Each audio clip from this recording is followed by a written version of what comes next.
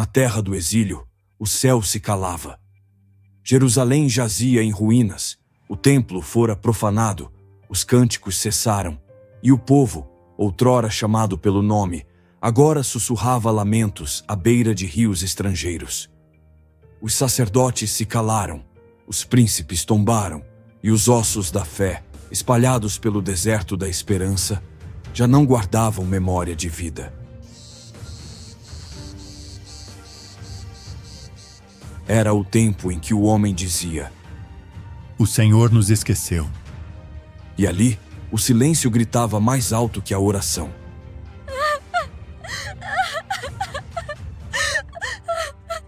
Mas então, o Espírito soprou sobre um homem. Seu nome era Ezequiel, filho do exílio. Atalaia entre ruínas.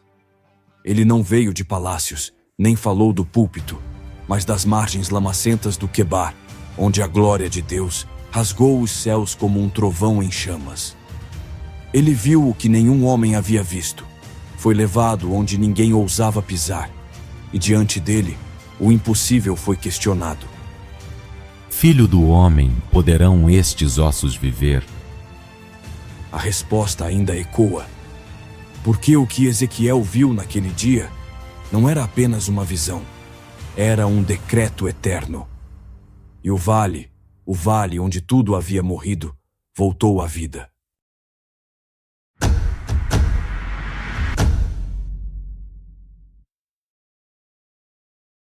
Eu sou Ezequiel, e esta é a história de quando Deus me fez ver o impossível e falar à própria morte. Eu estava entre os exilados, junto ao rio Quebar, quando o peso do silêncio se tornou insuportável.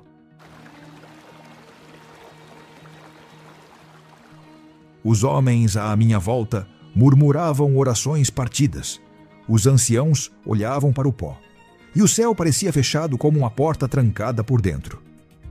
Os olhos do povo não buscavam mais respostas, apenas sobrevivência. E foi ali, na lama dos dias vazios, que algo rasgou os céus. Vi uma nuvem de fogo, vi criaturas que não eram deste mundo, rodas dentro de rodas cheias de olhos, e ouvi uma voz que não vinha do tempo. Caí com o rosto em terra, e ali começou o dia em que deixei de ser apenas um homem.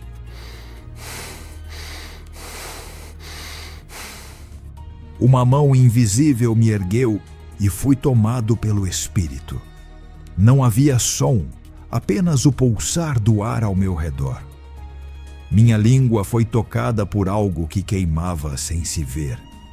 E em minha mente ecoaram palavras que nenhum escriba poderia ter escrito. Filho do homem, eu te envio a uma casa rebelde. Não era uma missão, era uma sentença.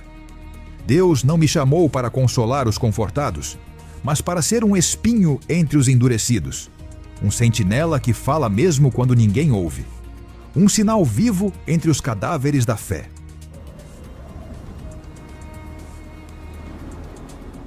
Vi um rolo diante de mim, escrito por dentro e por fora. E nele estavam palavras de pranto, lamento e ais. Quando comia aquele livro, seu gosto era doce como mel, mas queimava por dentro como brasas nas entranhas. Não era metáfora, era real. Aquilo me invadiu, me cortou, me selou. Desde então, minhas palavras já não me pertencem. Sou apenas uma boca de barro carregando sentenças eternas. Os dias seguintes foram longos como o exílio. Fui ordenado a deitar-me sobre o lado esquerdo por 390 dias, e depois sobre o direito, como um sinal do juízo de Deus sobre a casa de Israel e Judá. O povo me via, mas não compreendia. Me chamavam de visionário, louco, um que falava enigmas. Mas a palavra do Senhor vinha a mim como um rio que nunca seca. E cada vez que eu tentava resistir, o Espírito me tomava com mais força, até que deixei de lutar. E foi num desses dias que tudo mudou. Eu estava em minha casa, os anciãos sentados diante de mim, quando a mão do Senhor novamente caiu sobre mim com força. Meu corpo se estremeceu, meus olhos se fecharam e fui levado em visão. O chão desapareceu, o tempo se dobrou. E quando tornei a abrir os olhos, eu estava de pé, no meio de um vale vasto, um vale sombrio, um vale cheio de ossos, e todos eles completamente secos.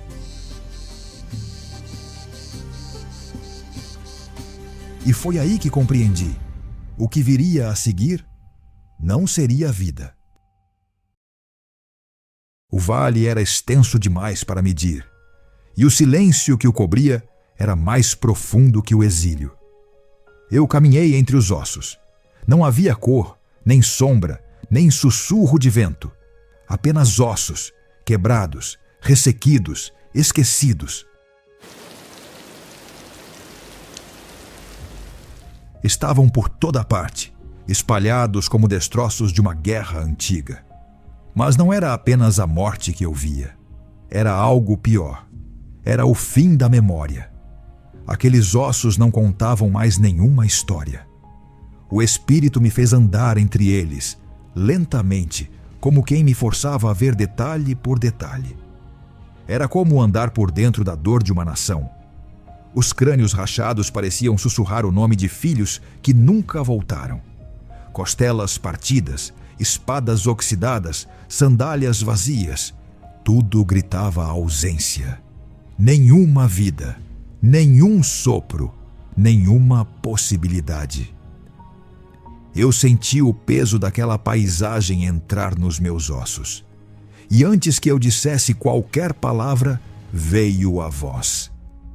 Aquela voz. Filho do homem, poderão estes ossos viver?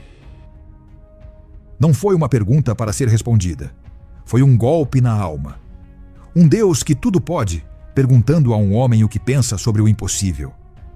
Olhei ao redor. Tentei encontrar fé entre as vértebras partidas, mas tudo em mim dizia que não. E ainda assim respondi: Senhor Deus, Tu o sabes. Só Ele, porque só Ele poderia saber se ainda havia história naquele silêncio. E então Ele me deu uma ordem, não uma explicação, não uma promessa, uma ordem. Profetiza sobre estes ossos e dize-lhes: ossos secos, ouvi a palavra do Senhor. Minha garganta secou. Como falar com ossos? Como ordenar a vida a cadáveres que já esqueceram o que é respirar? Mas a palavra estava em mim, e eu falei. Com voz trêmula, mas firme, eu gritei sobre aquele vale morto. Assim diz o Senhor Deus a estes ossos: eis que farei entrar em vós o Espírito, e vivereis. E antes que minha voz cessasse, o vale tremeu. Ouvi um ruído, primeiro leve, como folhas secas, depois forte, como um trovão subterrâneo. Os ossos começaram a se mover. Um a um encontravam seu par. Ossos correndo pelos sulcos da terra, se encaixando em uma ordem invisível. Eu vi tíbias encontrando fêmures, costelas surgindo em arcos, crânios se levantando do pó. Um exército em construção. Os ossos encontrando propósito. O chão vibrava. Meu corpo vibrava. Mas então, o som cessou. E o que vi diante de mim foi ainda mais perturbador. Eles estavam formados, mas não vivos. Carne cobria os corpos. A pele envolvia os membros, mas os olhos estavam vazios. Era como olhar para estátuas recém-terminadas, sem alma. O vale não era mais feito de ossos. Era feito de cadáveres em pé. Silenciosos, intermináveis, sem vida alguma. Meu espírito se angustiou. Por um instante pensei que havia falhado, que a palavra havia sido proclamada, mas o sopro não havia vindo. Foi quando a voz me alcançou de novo, mais firme, mais urgente.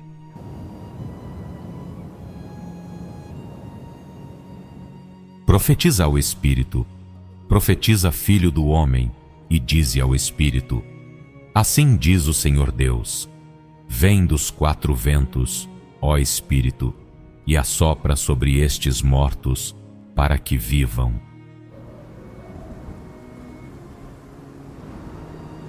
Ali compreendi. A carne pode se formar, a estrutura pode se erguer, mas sem o Espírito, tudo continua morto. Sem o sopro divino, toda ordem é apenas aparência. E então, com temor e fé, eu profetizei ao Espírito. Chamei os ventos, invoquei o fôlego de Deus, e diante dos meus olhos, eles respiraram. O vale estremeceu uma última vez. Os peitos inflaram, os olhos se acenderam, e o som da vida ecoou onde antes havia apenas silêncio. O exército se levantou. Eram muitos, firmes, vivos, não por mim, mas por aquele que sopra onde quer.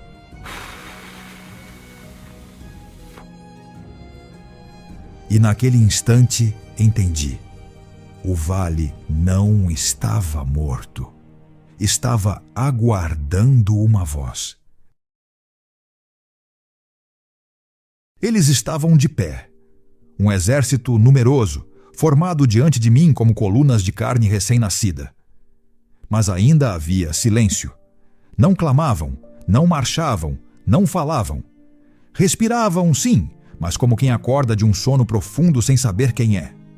Os olhos estavam abertos, mas vazios. E foi então que a palavra me alcançou de novo. Desta vez, não como ordem, mas como revelação. Filho do homem, estes ossos são toda a casa de Israel. Naquele instante, compreendi que o vale não era um lugar, era um povo. Cada osso era uma promessa esquecida, cada costela um clamor que nunca encontrou resposta. Eles diziam: nossos ossos se secaram e pereceu a nossa esperança.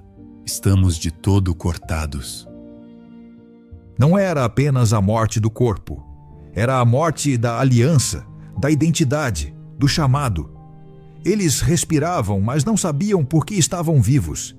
E eu, que havia profetizado ao Espírito, agora me vi diante de uma dor maior que a morte, a perda do sentido.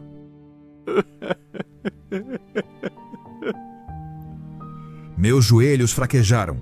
Olhei para aquele exército e senti o peso de gerações que esperaram por um retorno que nunca veio. O templo destruído, o sacerdócio disperso, a terra prometida agora sob domínio de nações estranhas. Cortados, eles diziam. E eu, profeta entre os cortados, também me perguntava se havia cura para algo tão partido. O vale já não estava seco, mas ainda estava ferido. Então o Senhor falou de novo, não para os ossos nem para os ventos, para mim, para aquele que havia andado por entre os escombros da esperança. E suas palavras eram como fogo curando uma ferida exposta. Portanto profetiza e dize-lhes: eis que eu abrirei os vossos sepulcros, ó povo meu, e vos farei subir das vossas covas, e vos levarei à terra de Israel. Aquelas palavras não eram apenas promessa, eram uma sentença contra o esquecimento. Sepulcros se abririam, covas cederiam. A terra onde corria leite e mel voltaria a ser lar, e o povo saberia. E sabereis que eu sou o Senhor, quando eu abrir os vossos sepulcros e vos fizer sair das vossas covas, ó povo meu. As palavras queimaram em mim como o rolo do início. E ali, entre os que haviam voltado à vida sem saber quem eram, minha voz voltou a ecoar. Eu, Ezequiel, filho de um sacerdote e escravo entre estrangeiros, me tornei boca do Altíssimo mais uma vez. Assim diz o Senhor: porei o meu espírito em vós e vivereis. E quando disse isso, os olhos se acenderam. Os peitos se ergueram com mais força, como se cada um ali reconhecesse por fim que não eram mais esquecidos. O vale foi preenchido por uma presença invisível, mas incontestável. Não era apenas vento, era glória, era sentido, era restituição. E então ouvi, não com os ouvidos, mas com o espírito, uma voz, não minha, nem divina, mas coletiva. Isso como um clamor que brotava dos recém-vivos. O Senhor soprou sobre nós e vivemos. Ali, no centro do vale que um dia foi sepultura, ergueu-se não apenas um povo, mas uma promessa cumprida. E naquele clímax, onde outrora reinava o silêncio da morte, a vida falou mais alto. Mas o que veio depois não foi descanso, foi resposta. O vale estava em silêncio, não de morte, mas de reverência. Os recém-vivos permaneciam imóveis, como quem espera por algo que ainda não foi dito. E então, como se os céus voltassem a respirar sobre mim, a voz do Senhor falou novamente. Desta vez, não com trovões ou ordens, mas com clareza absoluta, como quem revela o mistério que sempre esteve diante dos olhos. Eu porei o meu espírito em vós e vivereis, e vos estabelecerei na vossa própria terra. Não era mais uma visão. Era uma sentença irrevogável. Um decreto eterno pronunciado sobre o que o mundo havia declarado morto. A glória de Deus, que um dia deixara o templo, agora descia sobre corpos restaurados, sobre ossos que um dia se calaram. E eu entendi. A restauração não era apenas física, era espiritual, era nacional, era celestial. O Senhor não estava apenas ressuscitando um povo, estava reatando uma aliança. A revelação me atravessou como uma espada. Então sabereis que eu, o Senhor, disse isto e o fiz. Não era promessa condicionada ao comportamento, nem esperança lançada ao vento. Era algo feito, selado, decretado, feito antes mesmo de ser visto. Os olhos do exército começaram a brilhar com consciência. Cada rosto parecia reconhecer que havia um Deus por trás da vida que carregavam. E ali, no meio do vale, eu soube que não estava mais em visão. Eu estava dentro de uma realidade que apenas começava a se manifestar. O Espírito me devolveu ao meu corpo, mas o som da palavra ainda ecoava em mim. Os anciãos que estavam diante de mim na casa continuavam em silêncio, mas algo em seus olhos havia mudado. Eles haviam escutado, não com os ouvidos, mas com o Espírito. Levantei-me devagar, não como quem desperta de um sonho, mas como quem carrega um peso que não pode mais largar. Caminhei até a soleira da porta e olhei para o leste, onde o sol começava a tocar as muralhas longínquas da Babilônia. E mesmo naquela terra estranha, eu sabia, Israel ainda vivia. A resposta de Deus não foi simbólica, foi literal. Sepulturas seriam abertas, alianças seriam restauradas, o Espírito seria derramado, e o povo conheceria, por fim, o nome que os chamava desde os tempos antigos. Porque o vale, outrora campo de derrota, agora se tornara um altar de vida. E ali, entre escombros e exilados, comecei a proclamar, não mais como um louco, não mais como um estranho, mas como um porta-voz do Eterno. Minha voz foi ouvida pelos que nada esperavam, e cada palavra que saía de minha boca não voltava vazia. A morte havia sido desafiada e vencida, mas a promessa ainda aguardava sua plenitude. E ela viria, com vento, com glória, com fogo. O vale já não estava diante de mim, mas dentro de mim. A imagem dos ossos secos, do exército restaurado, do sopro vindo dos quatro ventos, tudo permanecia gravado em meu espírito como cicatriz de fogo. E compreendi que aquela visão não fora apenas um anúncio para Israel. Era um espelho eterno de toda a alma que um dia gritou em silêncio: pereceu a nossa esperança. Porque o vale não era apenas geográfico, era existencial. Estava em cada coração ferido pela espera, em cada nação que esqueceu o som da promessa. Voltei ao povo e andei entre os exilados com outros olhos. Onde antes via resignação, agora via território sagrado. Onde antes via silêncio, agora ouvia gemidos esperando tradução. Reuni os anciãos e profetizei: assim diz o Senhor, porei o meu espírito em vós, e vivereis, e vos farei repousar na vossa terra. Alguns não entenderam, outros choraram. Mas todos sabiam que algo havia se rompido nos céus. O decreto fora liberado. E nenhum império, exílio ou incredulidade poderia detê-lo.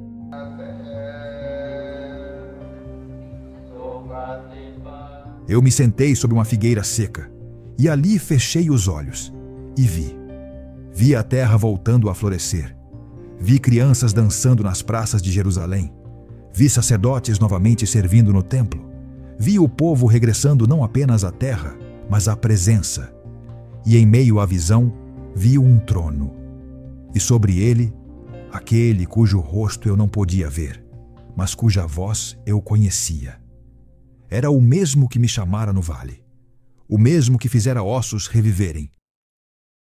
O vento soprou entre as tendas, e mesmo na Babilônia senti o perfume da promessa.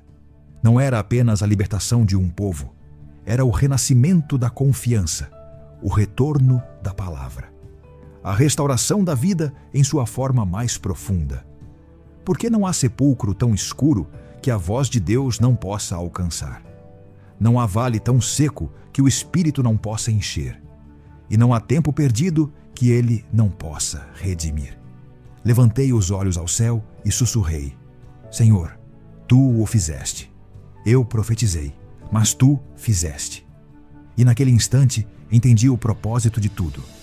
O que vi não foi apenas um milagre, foi um mapa da eternidade.